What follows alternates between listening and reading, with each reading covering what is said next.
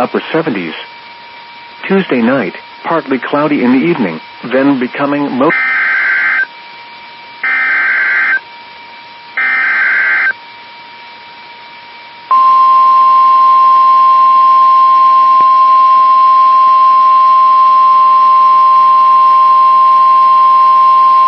The National Weather Service in Shreveport has issued a severe thunderstorm warning for northern Wood County in northeastern Texas until 7:30 p.m. Central Daylight Time.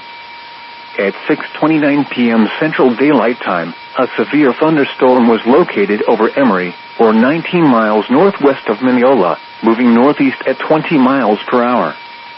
Hazard, 60 miles per hour wind gusts and $half size hail. Source, radar indicated. Impact, hail damage to vehicles is expected.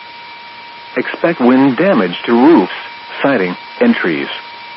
Locations impacted include Winnsboro, Quitman, Lake Fork Reservoir, Pleasant Grove, Forest Hill, Alba, and Yantis.